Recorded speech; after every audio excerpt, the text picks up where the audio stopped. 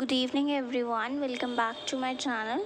So today we will do 1.3 other modes of nutrition plants of class 7 science chapter 1. So let's start it. There are some plants which do not have chlorophyll, they cannot synthesize food.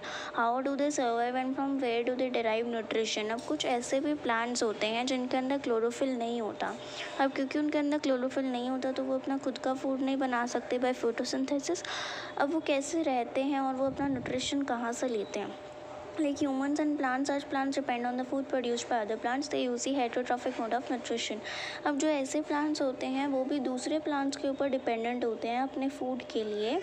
तो फिर वो क्योंकि जैसे अब हम लोग like animals और humans, सारे के सारे एनिमल्स और ह्यूमंस प्लांट्स के ऊपर ही डिपेंडेंट होते हैं फॉर देयर फूड, और इसलिए हम heterotrophic mode of nutrition use करते हैं.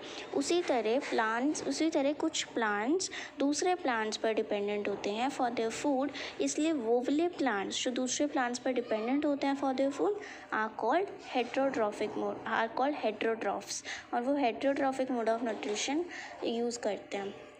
Look at figure 1.5. Do you see a yellow wiry branch structure twining around the stem and branches of a tree? अब वो कह रहे हैं फिगर 1.5 देखिए, उसमें क्या आपको एक yellow wiry branch structure stem के अराउंड ट्विन करता हुआ दिख रहा है, स्टेम या ब्रांचेस के around. This is a plant called Cuscuta marble. It does not have chlorophyll. It takes readymade food from the plant on which it is climbing.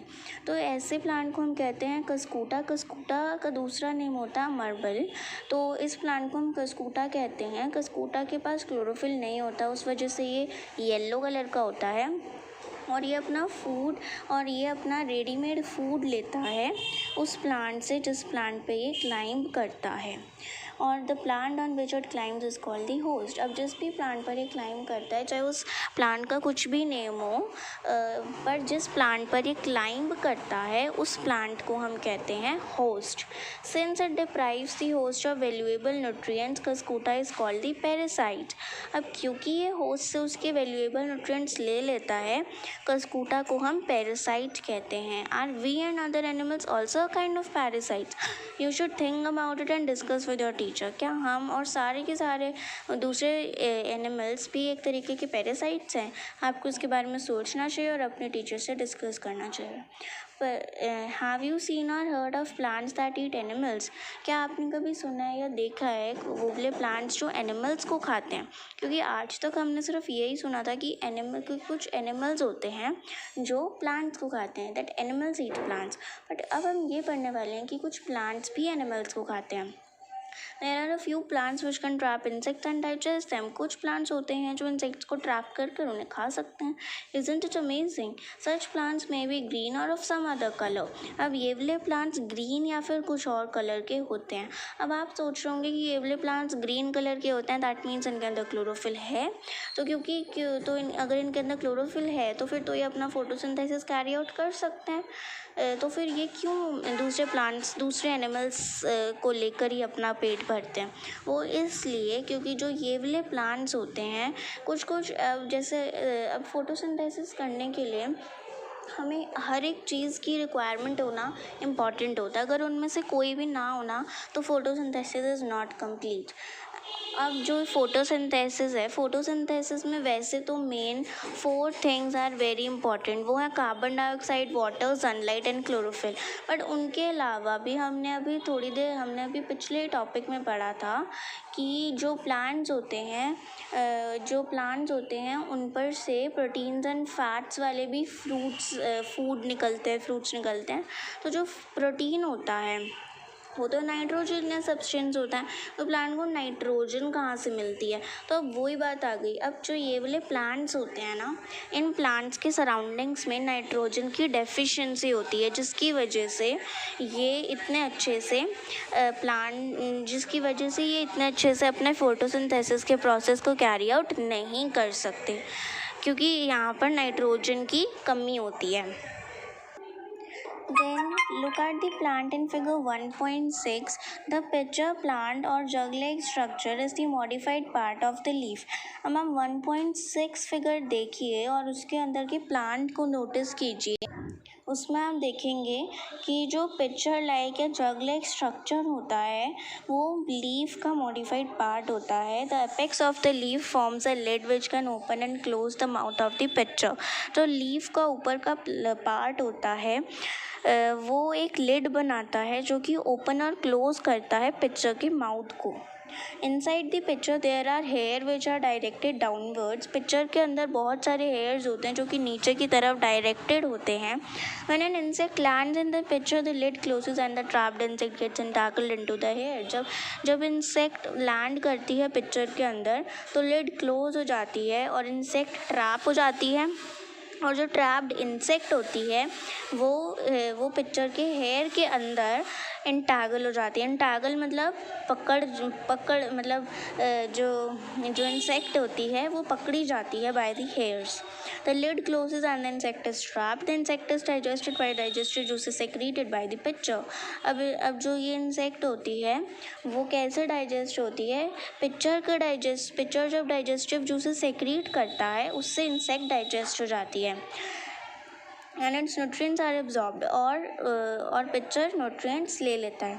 Such insect eating plants are called insectivorous plants. अब इन insect eating plants को हम insectivorous plants भी कहते हैं और carnivorous plants भी कहते हैं.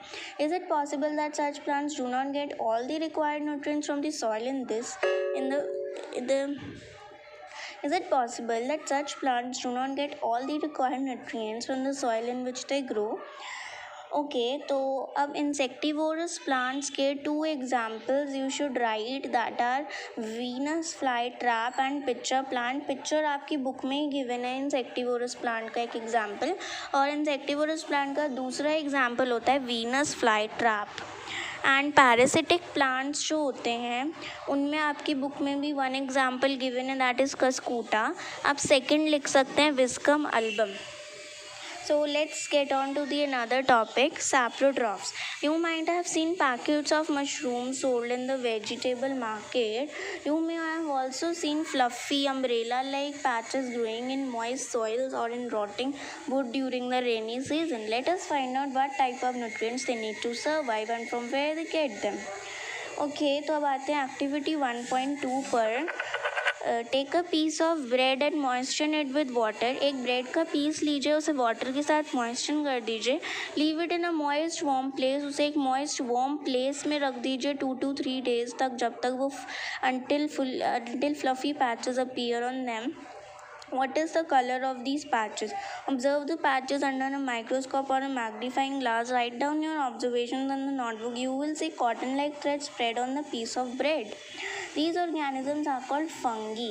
अब अगर आप एक ब्रेड को लो, उसे आप वाटर में मॉइस्चर करके उसे किसी वार्म प्लेस पे 2 to 3 days तक ऐसे ही रख दो, तो आप 2-3 दिन बाद देखेंगे उसके ऊपर कुछ ना छोटे छोटे से कॉटन लाइक थ्रेड स्प्रेड होते हैं. वो आप सिर्फ माइक्रोस्कोप या फिर मैग्नीफाइंग ग्लास से देख सकते हैं क्योंकि वो टू शॉर्ट होते हैं, उन्हें आप अपनी नेक्ड आइज से नहीं देख सकते.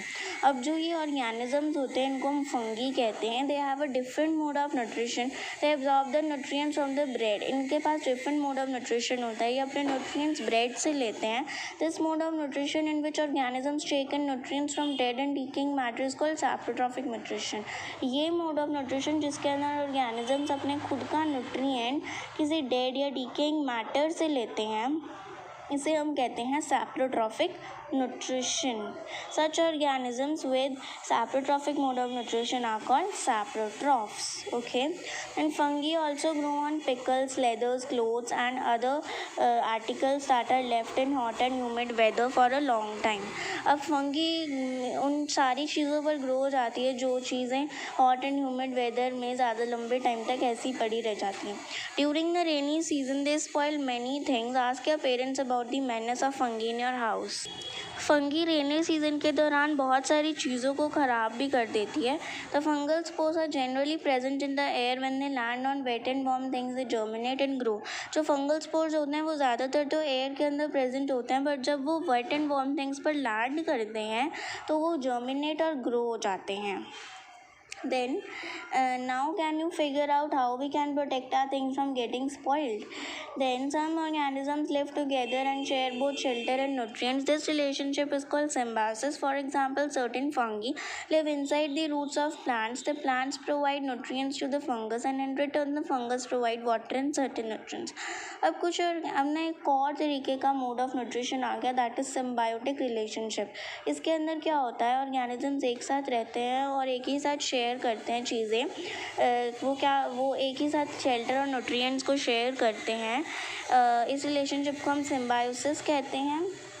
फॉर एग्ज़ाम्पल इन्होंने एक एग्ज़ाम्पल दिया है कि जो फंगी होता है, एक फंगी वो प्लांट की रूट्स के अंदर रहता है. प्लांट्स फंगी को न्यूट्रिएंट्स प्रोवाइड करते हैं एंड इन रिटर्न जो फंगस होता है वो वाटर और सर्टेन न्यूट्रिएंट्स प्रोवाइड करते हैं प्लांट को.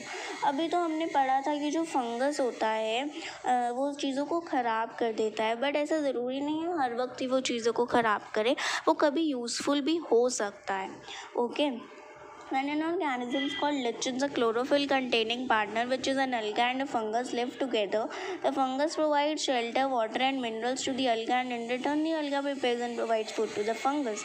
अब इन्होंने हमें एक क्लोरोफिल कंटेनिंग पार्टनर के बारे में बताया है, लेकिन एक ऑर्गेनिज्म लिचेंस उनमें क्लोरोफिल कंटेनिंग पार्टनर काम करता है. क्लोरोफिल कंटेनिंग पार्टनर में आता है अलगा एंड अ फंगस, जो एक साथ रहते हैं, जिसके अंदर फंगस तो shelter, water and minerals provide कर देता है अलगा को, और अलगा फंगस को प्रोवाइड करता है फूड बना के उसे प्रोवाइड कर देता है. Okay, so this was in this. So and ये था क्लोरोफिल कंटेनिंग पार्टनर. और एक क्लोरोफिल कंटेनिंग पार्टनर चलता है एक ऑर्गेनिज्म लिचेंस के अंदर. Okay, so today we will do only this much. Tomorrow I will explain you 1.5 how nutrients are replenished in the soil. तो तब तक के लिए टेक केयर, बाय बाय.